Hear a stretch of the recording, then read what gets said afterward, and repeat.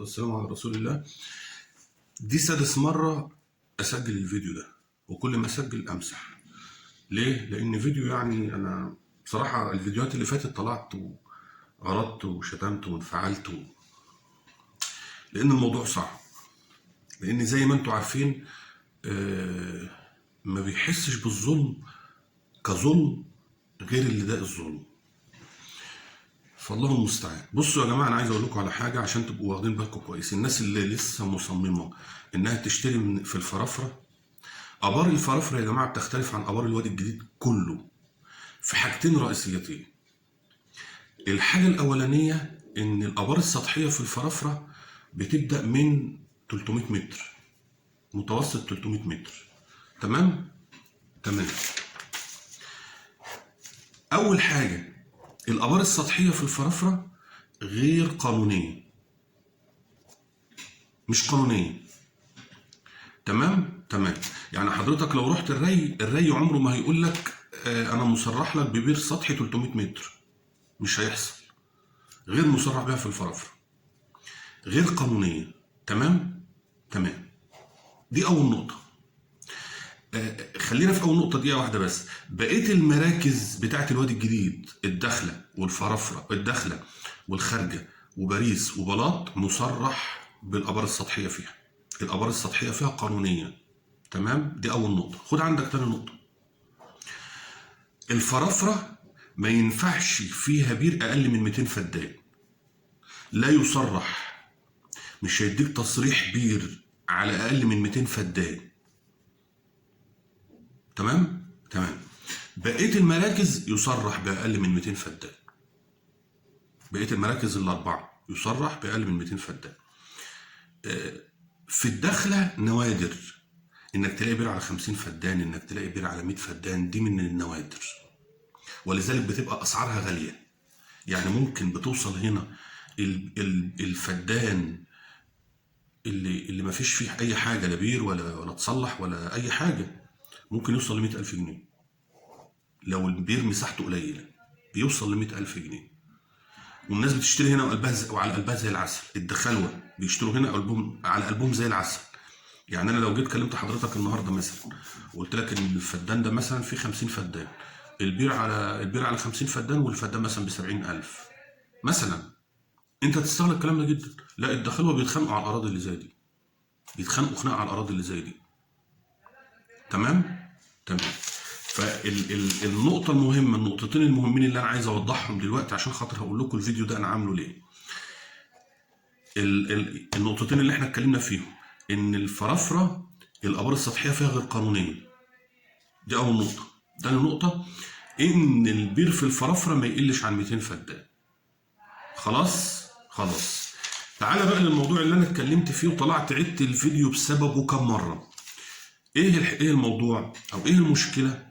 المشكله ان في شخص طالع اليومين دول في الفرافره بيسوق لاراضي ويقول لك ان البير على 70 فدان. طب البير على 70 فدان ازاي يا حاج؟ يعني انت في كل 200 فدان هتحفر 3 ابار في الفرافره؟ ده انت كده جاحد قولا واحدا. انت كده بتنصب على الناس بدون تجميل في الكلام. هي ملهاش غير كده. والشخص ده يا جماعه لو مش قاصد بنسبه 1,000,000% ان هو بيعمل الغلط، وهو عارف ان هو بيعمل الغلط مع الناس وبيورط الناس وبينصب على الناس. انا كنت اتصلت عليه تليفونيا وقلت له يا باشمهندس او يا استاذ فلان، باشمهندس يا استاذ فلان، اللي انت بتعمله ده غلط، اللي انت بتعمله ده مخالف للقانون، اللي انت بتعمله ده انت كده هتورط الناس. ليه هيورط الناس؟ خد عندك يا سيدي، انتوا اشتريتوا منه 200 فدان، ال 200 فدان فيهم 3 ابار. الري عرف، جات له اخباريه، واحد متضايق من واحد وراح ورقه صغيره كده وداها الري. انتوا مثلا في ال 200 فدان شارين مثلا 15 واحد، 10 في ال 200 فدان. واحد بس يعمل مشكله مع جاره، وقام جاره ده قام رايح بورقه صغننه كده وقام موديها الري. يا جماعه الجماعه دول حافرين في ال 200 فدان 3 ابار. الري هيجي اوتوماتيك، هيجي لك تاني يوم، ده لو ما جالكش في نفس اليوم هيجي لك في نفس اليوم ويردم لك بيرين. ماشي ماشي، ويقوم جاي يعمل لك قضيه مفيش فيها كلام، ومفيش فيها تصالح والكلام ده كله، وقواضي الري مش حلوه. تمام تمام. طب انت النهارده على البير السطحي لو اتردم لك بيرين، البير السطحي هيعمل لك ايه؟ هيروي لك كام فدان في الفرافره؟ البير السطحي في الفرافره مش هيزيد لك عن 30 40 فدان. دي اول نقطه، ده لو اتجدعن يعني. يبقى انت الزرع اللي انت زرعه باظ في الارض. تمام تمام. طيب هتيجي انت بقى هتحلها ازاي؟ لازم تدق بير اعماق. طب بير الاعماق النهارده متوسط تكلفته في الفرافره 5 مليون جنيه. طيب مين اللي معاه بقى ومين اللي معاهوش؟ انتوا 10 15 واحد، هتلموا من بعض 5 مليون ازاي؟ يعني على كل فدان 25,000 ازاي؟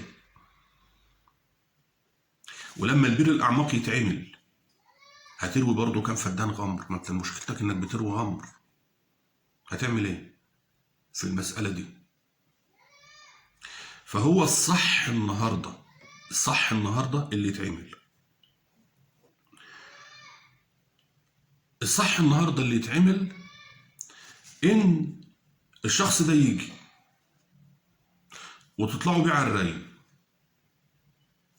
يا ري بتاع الفرافره، احنا الراجل ده عمل معانا واحد اتنين تلاته، الكلام ده صح ولا غلط؟ هيقول لك غلط. طب الصح ايه؟